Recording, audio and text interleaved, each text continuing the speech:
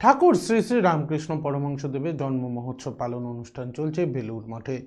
মঠের রীতি অনুযায়ী প্রতি বছর ঠাকুর রামকৃষ্ণদেবের জন্মতিথির পরের রবিবার এই উৎসব পালিত হয়। এবছর গত মঙ্গলবার 12ই মার্চ ঠাকুরের 189তম জন্মতিথি পালন হয়। আজ রবিবার জন্ম মহোৎসব অনুষ্ঠিত হচ্ছে। ভোরে ঠাকুরের মন্দিরে মঙ্গল আরতি দিয়ে অনুষ্ঠানের সূচনা হয়।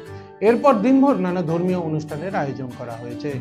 এদিন মঠের সব থেকে বড় আকর্ষণ সার্বজনীন মেলা। মঠের ভিতর প্রাঙ্গণে বসেছে এই মেলা।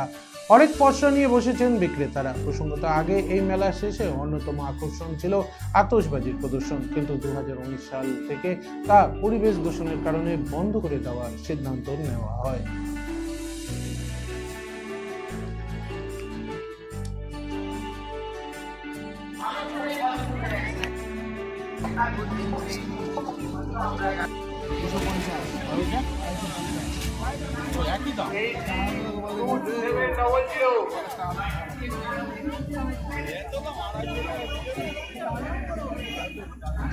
ঠাকুরের কাছে